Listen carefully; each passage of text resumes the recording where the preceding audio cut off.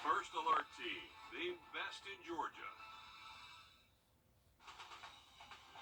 Live from Augusta, you're watching News 12 at 6 o'clock.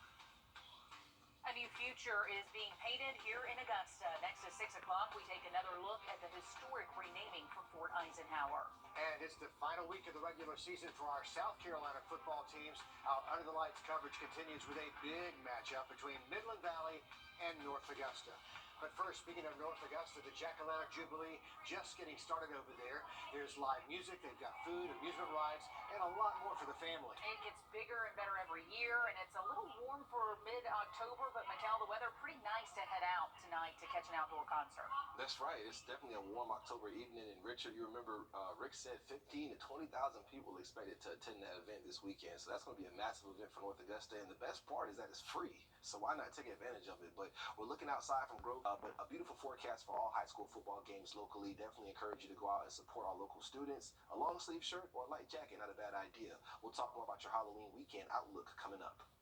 Effective 27 October 2023, Fort Gordon, installation code 13055, is redesignated as Fort Eisenhower.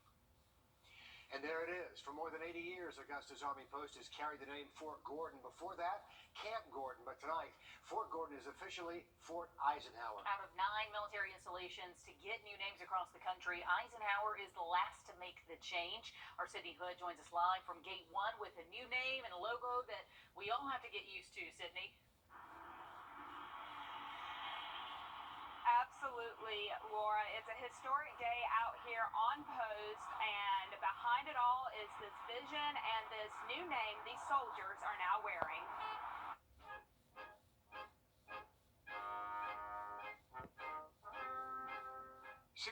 Years ago, on a cold January day, President Eisenhower stood on this parade field with a large hometown Augustan crowd in attendance to hold the most meaningful formation of his service. As the cannon blast, a new future begins. So you combine visionary world leader, warrior statesman, man of character, with the technology, it's the perfect combination for Fort Eisenhower. A name that just means more here. He loved this place, and it offered a kind of respite and an opportunity to let his brain rest. And for his legacy to live on. We will absolutely make sure that we are incorporating, his namesake into training so that they understand, especially our sovereign single folks, they understand where it started and how we got from where we were to where we are today. Because today is the start of a brand new era. That's the sort of innovation that grows on this installation, that our young soldiers, that our young leaders bring to the fight. And it's absolutely necessary as we look at the future of the cyber warfighting domain.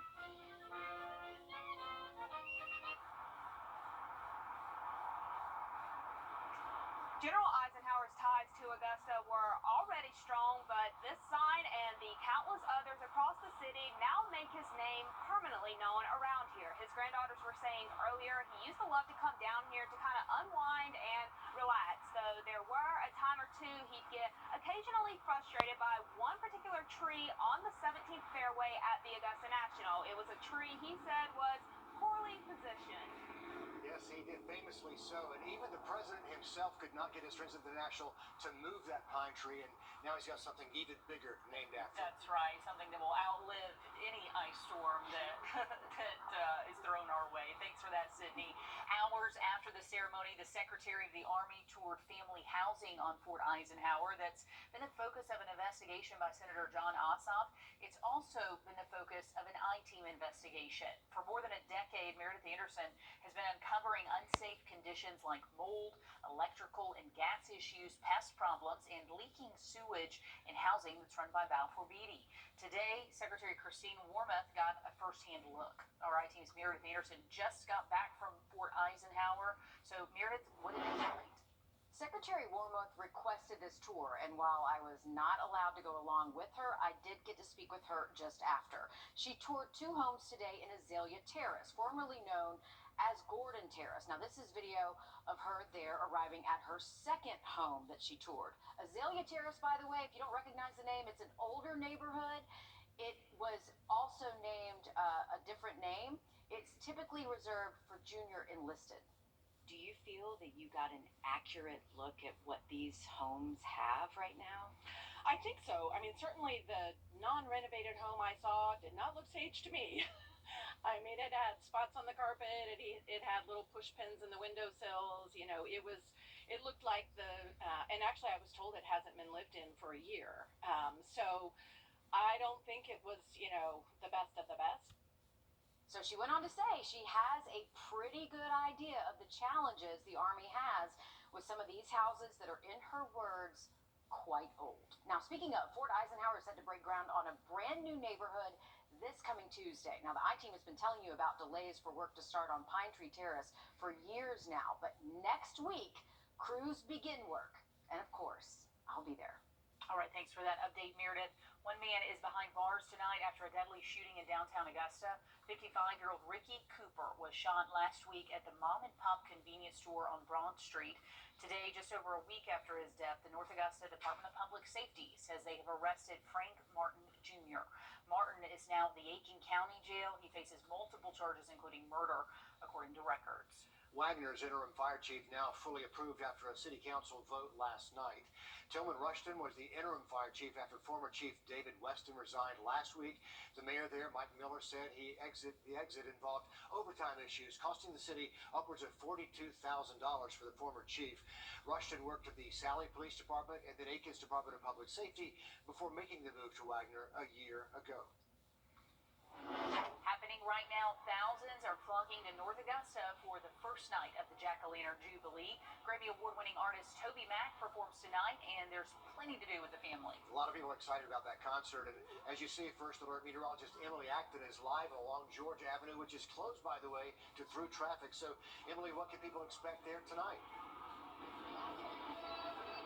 They can expect a lot of fun. I can tell you that. We're seeing costumes, tons of food vendors here. I tried out some funnel cake earlier. Great. There is something for everybody out here. There's a lot of families just having a great time.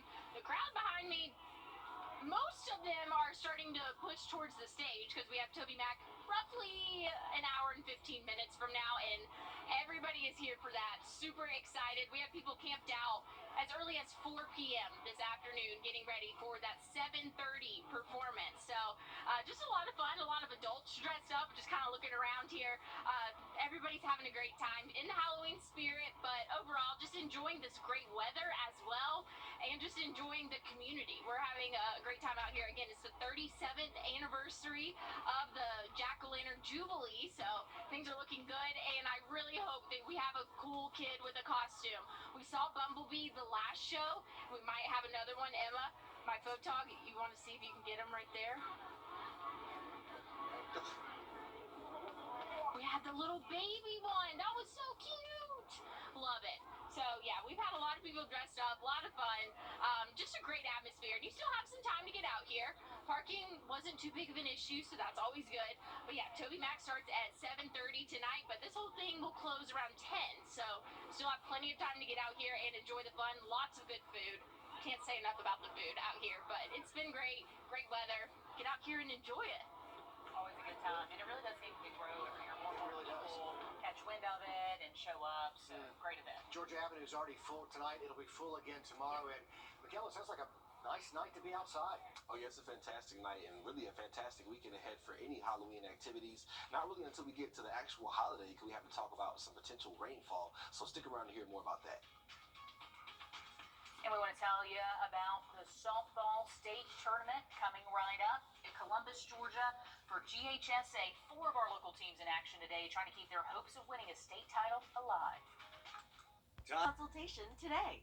Just a heads up, we've got our eye on our live traffic cameras outside the studio, and there is a slowdown eastbound there on I-20.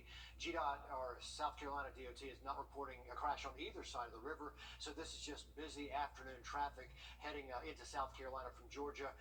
They're going through that construction zone, which is a problem. Plus, Georgia Avenue, as we mentioned, is closed just beyond the 13th Street Bridge for the Jack-o'-lantern Jubilee, so more people may be trying to take I-20 home to get back to South Carolina, but it's slow going right now eastbound. We want to take you back live to take a peek at North Augusta for Jack-o'-lantern Jubilee.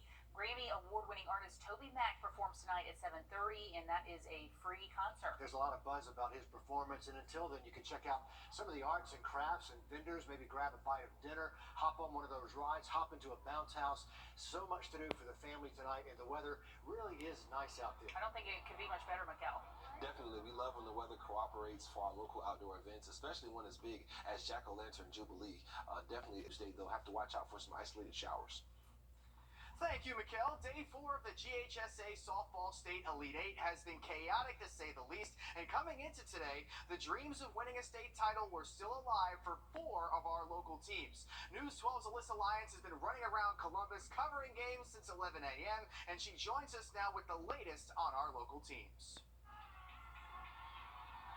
Dan, if only they had some gold medals left over from 1996, I think I'd be first in line. But let's find out which teams are now 1 game away from a medal themselves. We'll start with Harlem and Gordon Lee. They got in a 5-hole rut in the first inning. That was tough for them to dig themselves out of. A lot of those just came off of costly errors. And for a team that usually has no trouble at the plate, Harlem was pretty limited, keeping it within the infield. Another story season for Harlem comes to an end, 9-0. Moving on to Washington Wilkes, who glided into the state semis, hit a roadblock today. Coach said calls didn't go their way behind the plate. They couldn't find any magic at bat, and it showed on the scoreboard. They lost 7-0. They'll now face Glasscock County, who blanked Wilcox 6-0. Grace Kelly has had herself an afternoon in the circle. 19 strikeouts today between both games. It's the furthest this team has ever made it to Columbus. It all goes down tomorrow at 11. I asked each coach earlier this afternoon that what does this mean to finally make it just 1 game away from being in that state final? They said it's not a surprise to either of them. The CSRA has some strength in that softball, just absolutely coming in here. 5 teams. Now we're stuck with 2 still left. That's pretty incredible, Dan. You know what? Thank you, Alyssa. And as you mentioned, 2 teams from the CSRA, 1 game away from state. Only one's moving on, but obviously will be torn going into tomorrow's game. Thank you for your coverage, and we'll talk to you again later this evening. Now, stick around because our Under the Lights coverage continues right after this quick break. First alert vehicle. On your sideline, sports brought to you by the Hawk Law Group. We continue our Under the Lights coverage for Week 11 by shining a giant spotlight on our Game of the Week. The undefeated Midland Valley Mustangs are looking to complete a perfect regular season in a showdown with North Augusta for the Class 4A Region 4 Championship. News 12's Nick Phelan joins us live from Midland Valley High School. Nick, there's a lot riding on this game for both of these teams tonight, and knowing their history, we should be in for some fireworks. That's exactly right, Dan. Both fan bases know it. North Augusta stands are packed. Midland Valley stands are packed as the Valley is prepared for this offensive and defensive rock fight that's about to take place tonight. And North Augusta hasn't lost to Midland Valley since 1998. To put that in perspective, gas was $1.06 back then. Blogs hit the internet for the first time. You know, those are just a smash hit still to this day. And I wasn't even born yet. But Midland Valley will look to change that tonight. And the one way that they're going to do that is to put the ball in Trayvon Dunbar's hands. Last week against South Aiken, their offense was off to a slow start until Dunbar got going. And once he popped, he didn't stop. Put up 313 yards, 4 touchdowns on only 9 carries. That's right, 313 yards, 9 carries. Both coaches know what can happen when he's on the field. It's special when you got a guy you can hand it to 9 times. He can go for, you know, what most teams don't run for in a game. He's a tremendous running back, and if he gets the seam, he's very capable of taking it to the house, as you've seen on film. So we have to be very sound up front on defense, and we have to be in our gaps, and we have to be very gap sound. We need to tackle very well. Yeah, and the atmosphere here is insane. I talked to the principal of Midland Valley before, just a couple minutes ago, and he said he's experienced nothing like this before. A lot of nervousness in the air as they hope to end the streak tonight. And we'll have highlights from this game and much more coming up tonight at 11:30. Thank you, Nick. Perfection is rarely achieved in sports, but the Mustangs have a chance to get it done tonight. Thank you. The game of football comes in all shapes and sizes and sometimes can have slightly different rules. News 12's Will Volk stopped by the Westminster Schools of Augusta to immerse himself into the Wildcats' 8-man football way of life. Something special's happening at Westminster. Out of the 3 years I've been playing, I feel like this is definitely like the best team we've had like all around. Where's the brotherhood? We work hard together. Even from the beginning in the off season, you could just feel like a different feel. Like everybody kind of understood what we were working towards and what the goal was. Championship goals that are still well within reach as the Wildcats are ranked first in the GIAA 8-man football coaches poll. We're teaching football at a high level. Got some great athletes that love to play the game. Come on, let's go. Head coach Chris Murphy is teaching a different form of the game. Westminster made the switch to 8-man football 5 years ago because of roster size. 8-man football really kind of accentuates the individual players' abilities out there. It's kind of hard to hide in the crowd. With fewer players out there, individual players get more of the spotlight. Sounds like a good time for me to try football for the first time ever. The quarterback gave me some pointers on how to take a handoff. And now, let's do this. Am I going to get lit up? Nope. They can't get me. Yes. Touchdown. I was surprised, but I mean, hey, you got unbelievable speed. We just couldn't tell, and you kind of dressed up in a tie and shirt. I mean, you're a natural. Maybe try out for the league. I don't know. Before my head gets any bigger, let's end this story now. In Augusta, Will Volk, on your side. Thank you, Will. The one and only. That is amazing. Now, we'll have the stories, the highlights, and the scores on the newest edition of Under the Lights tonight at 11. We do have some breaking news to pass along about an active manhunt for a missing Jefferson County correctional inmate. The Georgia Department of Corrections says Richard Saylor left after his outside detail this afternoon. Correctional agents and local law enforcement are looking for him. Jail records also say Saylor was convicted for having a gun. He also has over a dozen other cases in his file. We'll be tracking this story. We'll bring you more online and tonight at 11. More News 12 right after this break. Thanks for watching News 12 on your side. Big Wreck, or where you are. We are back live in North Augusta for Jack-o'-lantern Jubilee. Grammy Award-winning artist Toby Mac performs tonight at 7:30, and there are a lot of people out soaking up this great weather. That is a big crowd already. Until the guys hit the stage, you can check out some of the arts and craft vendors right there along Georgia Avenue. You can grab some dinner out there tonight, maybe hop on a ride, hop into one of the bounce houses out there. So much for the family to do, and it continues again tomorrow. A weekend-long event, and it looks like great weather for it, Mikel. Oh yeah, fantastic weather ahead for the weekend and all the way through next week, so nothing to complain about there. We're going to check in with them again live at the top of the hour, 7 o'clock on NBC 26. Then we'll be back with more News 12 tonight at 11 and your Under the Lights highlights.